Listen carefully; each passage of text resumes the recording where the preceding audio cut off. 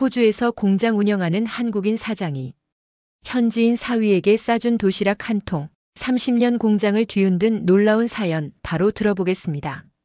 그 전에 잠깐 시청 전 좋아요와 구독은 사연 소개에 큰 힘이 됩니다. 안녕하세요. 저는 맥스 윌슨입니다. 제가 오늘 여러분께 말씀드릴 이야기는 정말 믿기 어려우실 수도 있겠지만 제가 직접 겪은 일입니다. 호주에서 태어나고 자란 저에게 한국이라는 나라가 이렇게 깊이 다가올 줄은 꿈에도 몰랐습니다. 제 아내 수민의 아버지 박진석 사장님은 30년 전에 한국에서 호주로 이민 오셔서 시드니 외곽에 자동차 부품 공장을 세우셨습니다.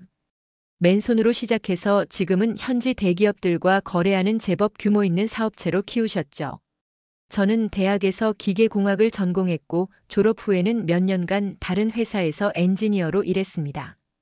결혼 후 장인어른께서 제게 공장 일을 배워보라고 하셨을 때 솔직히 말하면 조금 망설였습니다. 깨끗한 사무실에서 컴퓨터 앞에 앉아 설계하는 일에 익숙했는데 기름때 묻은 작업복을 입고 현장에서 일한다는 게 쉽지 않아 보였거든요. 하지만 장인어른의 눈빛에는 무언가 특별한 게 있었습니다. 단순히 사업을 물려주려는 게 아니라 정말로 제가 이 일을 제대로 배웠으면 하는 진심이 느껴졌습니다. 그래서 용기를 내어 첫 출근을 하게 됐습니다. 공장에 들어서자마자 저를 압도한 건 그 엄청난 바쁨이었습니다. 24시간 돌아가는 기계들, 쉴 새 없이 움직이는 직원들, 그리고 납기에 쫓기는 긴장감이 공기 중에 가득했습니다. 장인어른께서는 저에게 작업복을 건네주시며 말씀하셨습니다.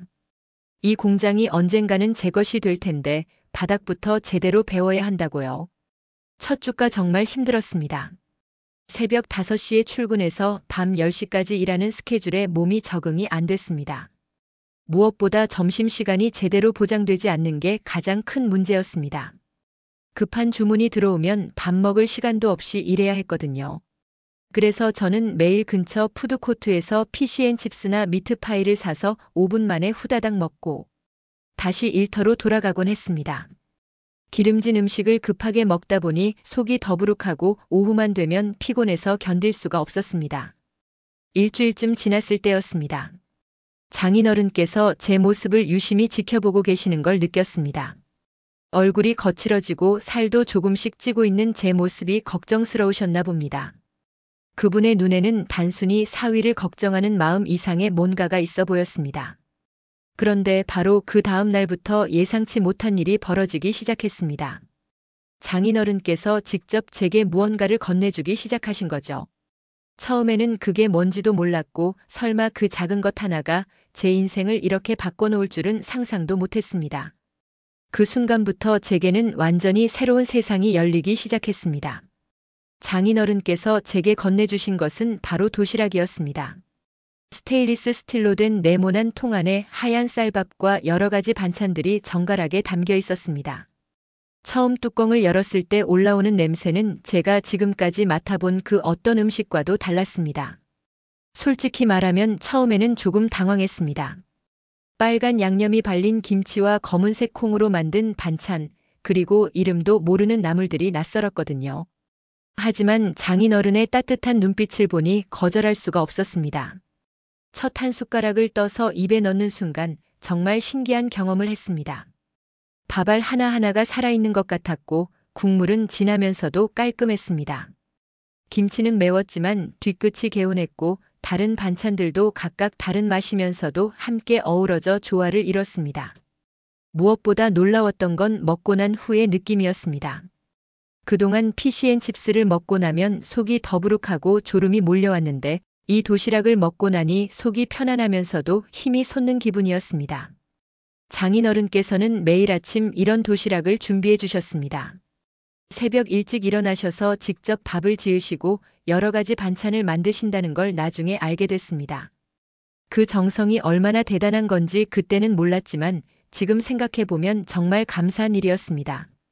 며칠이 지나면서 저는 자연스럽게 이 도시락을 기다리게 됐습니다. 바쁜 일정 속에서도 점심시간만큼은 마음이 편안해졌거든요.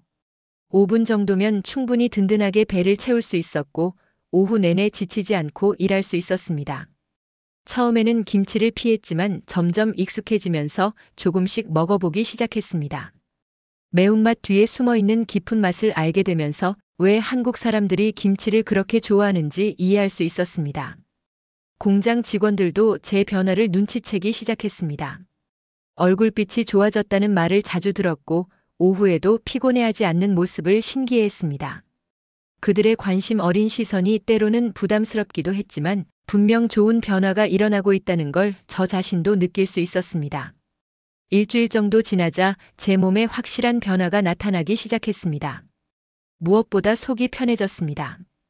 그동안 기름진 패스트푸드를 급하게 먹고 나면 항상 속이 쓰리고 소화가 안 됐는데 장인어른의 도시락을 먹고 나서는 그런 불편함이 완전히 사라졌습니다.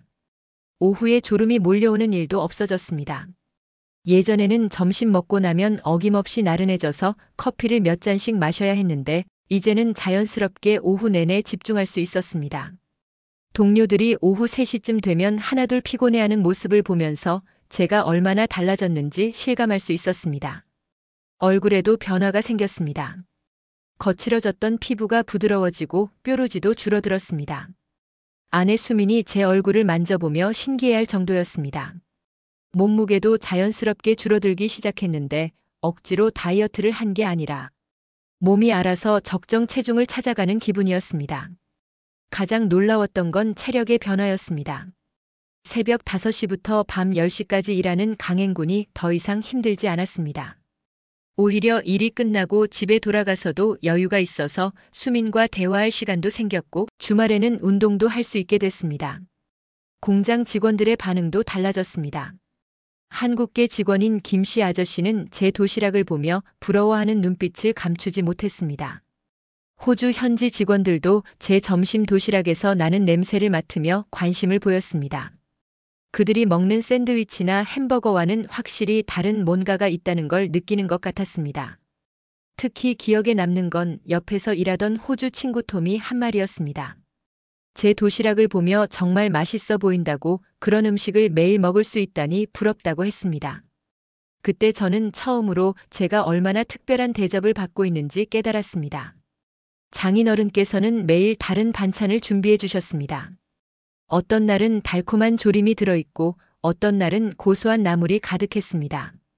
김치도 종류가 다양했는데 배추김치만 있는 게 아니라 무김치, 오이김치 등 여러 가지가 있다는 걸 그때 처음 알았습니다. 점점 저는 이 도시락이 단순한 음식 이상의 의미가 있다는 걸 느끼기 시작했습니다. 거기에는 장인어른의 마음이 담겨 있었고 한국이라는 나라의 무언가가 녹아있는 것 같았습니다. 제 변화를 지켜본 공장 직원들의 관심이 점점 커지기 시작했습니다. 특히 같은 한국계 이민자 직원들은 제 도시락을 보며 고향 음식에 대한 그리움을 드러내곤 했습니다. 김씨 아저씨는 반농담으로 장인어른께 자신도 도시락을 사달라고 부탁하기도 했습니다. 호주 현지 직원들의 반응은 더욱 흥미로웠습니다. 그들은 제 도시락에서 나는 향긋한 냄새에 이끌려 자꾸 구경하러 왔습니다. 처음에는 김치의 빨간 색깔을 보고 놀라기도 했지만 점점 호기심을 보이기 시작했습니다. 톰은 특히 관심이 많아서 제게 각 반찬이 무엇인지 물어보곤 했습니다. 저도 처음에는 잘 몰라서 대답하기 어려웠지만 집에 가서 수민에게 물어보고 다음날 설명해주곤 했습니다. 그 과정에서 저 자신도 한국 음식에 대해 많은 걸 배우게 됐습니다.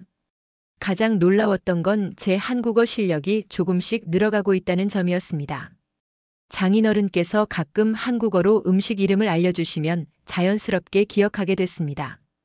김치, 불고기, 된장찌개 같은 단어들이 제 입에서 자연스럽게 나오기 시작했습니다. 수미는 이런 제 변화를 신기해했습니다. 결혼 전에는 한국 음식을 그다지 좋아하지 않았던 제가 이제는 한국 음식 이야기를 먼저 꺼내니까요. 심지어 주말에 한국마트에 가자고 제안하기도 했습니다. 장인어른께서는 제가 한국 음식에 적응해가는 모습을 보시며 무척 기뻐하셨습니다. 가끔 새로운 반찬을 도시락에 넣어주시면서 제 반응을 살피셨습니다. 처음에는 낯설어 하던 음식들도 며칠 먹다 보면 익숙해지고 나중에는 오히려 그 음식이 없으면 아쉬워하게 됐습니다. 공장에서 제 위치도 조금씩 달라지기 시작했습니다. 체력이 좋아지니 더 오래, 더 집중해서 일할 수 있었고 그 결과 업무 성과도 눈에 띄게 향상됐습니다. 장인어른께서도 제 성장을 인정해 주시며 더 중요한 일들을 맡기기 시작하셨습니다. 그런데 이런 변화들이 모두 좋기만 한 건 아니었습니다. 점점 제 주변에서 일어나는 일들이 복잡해지기 시작했거든요.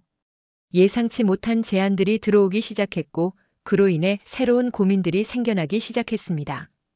그렇게 평온하게 지내던 어느 날 갑작스럽게 제 인생을 뒤흔들 만한 제안이 들어왔습니다.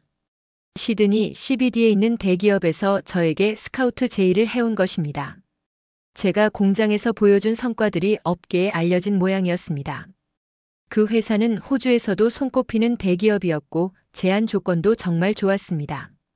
현재보다 2배 가까운 연봉에 깨끗한 오피스에서 일할 수 있고 승진 기회도 많다는 내용이었습니다. 게다가 회사에서 제공하는 복리후생도 지금과는 비교할 수 없을 정도로 좋았습니다. 수미는 이 소식을 듣고 무척 흥분했습니다.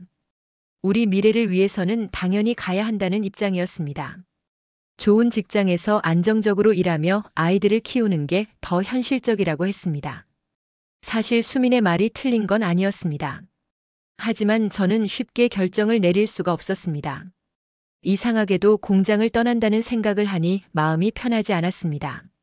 장인어른께서 저에게 쏟아주시는 정성과 시간을 생각하면 이제 막 배우기 시작한 일을 중도에 포기하는 것 같아서 마음이 무거웠습니다. 무엇보다 매일 받는 그 도시락을 더 이상 먹을 수 없다는 생각이 들자 예상외로 큰 아쉬움이 밀려왔습니다. 단순히 음식이 맛있어서가 아니라 그 안에 담긴 마음과 정성을 더 이상 받을 수 없다는 게 아쉬웠습니다. 장인어른께서는 제 고민을 눈치채셨지만 직접 뭐라고 말씀하지는 않으셨습니다. 다만 가끔 저를 바라보시는 눈빛에서 복잡한 감정을 느낄 수 있었습니다. 아마 속으로는 많이 아쉬우셨겠지만 사위의 앞길을 막고 싶지는 않으셨던 것 같습니다. 며칠 동안 고민에 고민을 거듭했습니다. 머리로는 수민의 말이 맞다는 걸 알고 있었지만 마음은 자꾸 공장 쪽으로 기울었습니다. 특히 점심시간에 도시락을 먹을 때마다 이런 따뜻함을 다른 곳에서도 느낄 수 있을까 하는 의문이 들었습니다. 그러던 중 예상치 못한 일이 벌어지기 시작했습니다. 제 선택을 두고 가족 간의 미묘한 갈등이 생기기 시작한 것입니다. 이 문제는 단순히 직장을 바꾸는 것 이상의 의미가 있다는 걸 깨닫게 됐습니다. 스카우트 제의 문제로 집안 분위기가 조금씩 무거워지기 시작했습니다. 수미는 제가 계속 망설이는 모습을 보며 답답해했고 저는 쉽게 결정을 내릴 수가 없어서 고민만 깊어졌습니다. 그런데 이 과정에서 또 다른 문제가 불거지기 시작했습니다.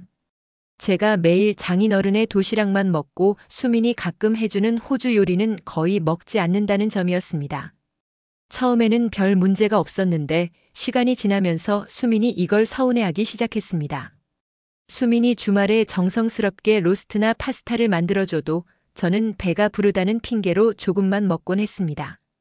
사실은 한국 음식에 익숙해진 입맛에는 호주 음식이 좀 느끼하게 느껴졌거든요. 하지만 이런 제 마음을 수민이 알 리 없었습니다. 어느 날 수민이 드디어 마음속 이야기를 꺼냈습니다. 제가 아버지가 해주시는 음식만 좋아하고 자신이 해주는 음식은 시큰둥하게 반응한다고 했습니다. 마치 자신보다 아버지가 더 중요한 것 같다며 서운함을 표현했습니다. 그때서야 저는 제가 얼마나 무신경했는지 깨달았습니다. 수민의 입장에서는 남편이 시댁 음식만 좋아하고 자신의 정성은 무시하는 것처럼 보였을 테니까요. 하지만 저로서는 단순히 입맛의 문제였는데 이걸 어떻게 설명해야 할지 막막했습니다. 설상가상으로 스카우트 제의건까지 겹치면서 상황이 더 복잡해졌습니다. 수미는 제가 좋은 기회를 놓치는 것도 모두 아버지 때문이라고 생각하기 시작했습니다. 아버지 눈치를 보느라 현실적인 판단을 못한다는 거였죠. 장인어른께서는 이런 분위기를 눈치채셨지만 직접 나서서 뭔가 말씀하시지는 않으셨습니다. 다만 평소보다 더 조용해지시고 가끔 깊은 한숨을 쉬시는 모습을 볼 수 있었습니다. 아마 자신 때문에 젊은 부부가 갈등을 겪는 게 마음 아프셨을 것입니다. 저는 이런 상황이 너무 힘들었습니다. 한쪽에서는 좋은 기회를 놓치지 말라고 하고 다른 한쪽에서는 말없는 아쉬움이 느껴졌습니다. 게다가 제 행동으로 인해 가족들이 불편해하는 모습을 보니 정말 어떻게 해야 할지 모르겠었습니다. 그런데 바로 그때 장인어른께서 저에게 특별한 이야기를 들려주시기 시작했습니다. 지금까지 한 번도 들어본 적 없는 그분의 진짜 속마음 이야기였습니다. 어느 날 오후 장인어른께서 저를 따로 부르셨습니다. 공장 한쪽 조용한 사무실에서 단둘이 앉아 이야기를 나누게 됐는데 그때 들은 이야기는 지금도 잊을 수가 없습니다. 장인어른께서는 30년 전 호주에 처음 오셨을 때의 이야기를 들려주셨습니다. 한국에서는 작은 회사를 운영하고 계셨는데 더 큰 꿈을 품고 가족을 데리고 호주로 이민을 오셨다고 했습니다. 하지만 현실은 상상했던 것보다 훨씬 어려웠다고 하셨습니다. 언어도 통하지 않고 문화도 다르고 무엇보다 아무도 자신을 믿어주지 않는 상황에서 사업을 시작하는 게 얼마나 힘들었는지 모른다고 하셨습니다. 몇 번이나 포기하고 싶었지만 가족을 위해서 버텨야 했다고 하셨습니다.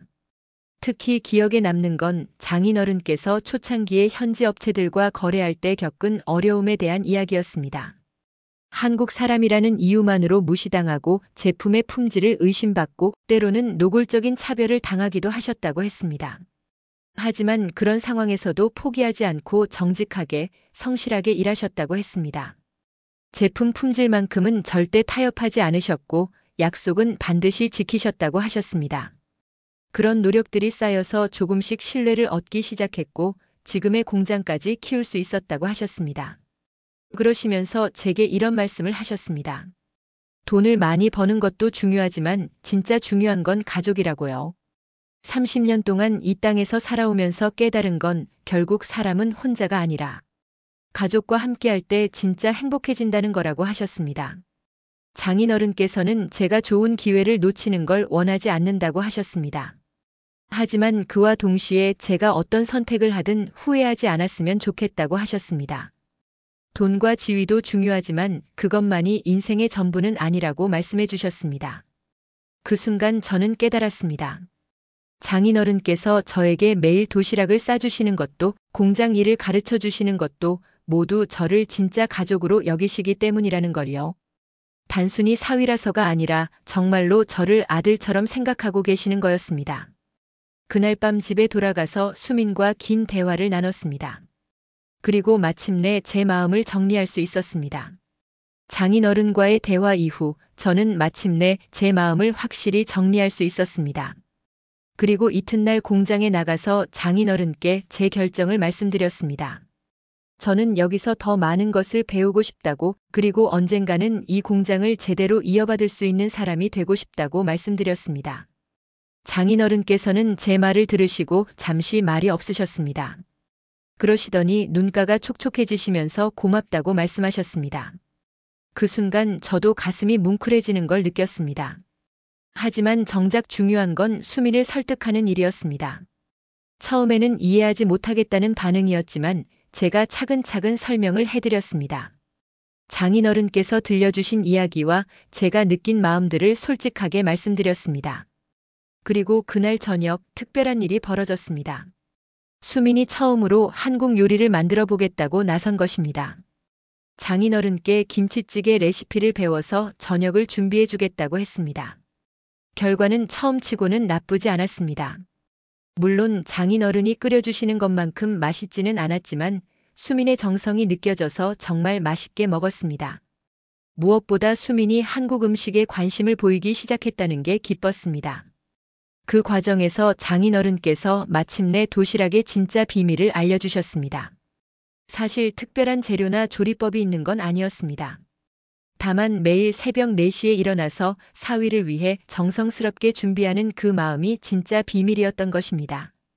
장인어른께서는 30년 전 고향에서 가져온 된장과 고추장으로 음식을 만드시면서 항상 가족을 생각하는 마음으로 요리하신다고 하셨습니다. 그 정성과 사랑이 음식에 스며들어서 먹는 사람에게 힘을 주는 거라고 말씀해 주셨습니다. 그때서야 저는 진짜로 이해할 수 있었습니다. 제가 그 도시락을 먹고 느꼈던 모든 변화들, 몸이 건강해지고 마음이 편안해지고 가족에 대한 사랑이 깊어진 것들이 모두 그 정성 때문이었다는 걸요. 지금 저는 장인어른과 함께 공장을 운영하면서 정말 많은 것을 배우고 있습니다. 그리고 언젠가 제 아이들에게도 이런 따뜻한 마음을 전해주고 싶습니다. 호주 땅에서 피어난 한국의 정이 이렇게 계속 이어져 나가기를 바라면서 말입니다. 그로부터 1년이 지났습니다. 저는 여전히 매일 장인어른께서 싸주시는 도시락을 먹고 있습니다. 이제는 김치도 자연스럽게 먹을 수 있게 됐고, 심지어 어떤 김치가 며칠 전에 담근 건지도 맛으로 구분할 수 있을 정도가 됐습니다. 공장도 많이 달라졌습니다. 제가 제안한 몇 가지 개선 방안들이 채택되면서 생산성이 크게 향상됐습니다. 장인어른께서는 이제 저를 완전히 신뢰하시고 중요한 의사결정도 함께 논의하십니다. 30년간 쌓아오신 노하우와 제가 배운 현대적 기술이 만나니 시너지 효과가 정말 컸습니다. 가장 기쁜 건 수민과의 관계도 훨씬 좋아졌다는 점입니다. 수민은 이제 한국 요리에 완전히 빠져 있습니다. 장모님께 요리를 배우기 시작했고 주말마다 새로운 한국 음식에 도전하고 있습니다. 처음에는 서툴렀지만 이제는 제법 맛있는 음식을 만들어냅니다. 특히 기억에 남는 건 수민이 처음으로 성공적으로 김치를 담갔을 때입니다. 장모님의 지도하에 정성스럽게 담근 김치를 맛보는 순간 수민의 얼굴에 환한 미소가 번졌습니다. 그때 저는 한국의 음식 문화가 단순히 먹는 것 이상의 의미가 있다는 걸 다시 한번 깨달았습니다. 공장 직원들과의 관계도 더욱 돈독해졌습니다. 이제는 제가 한국어로 간단한 대화도 할 수 있게 됐고, 한국 명절 때는 직원들과 함께 전통 음식을 나누어 먹기도 합니다.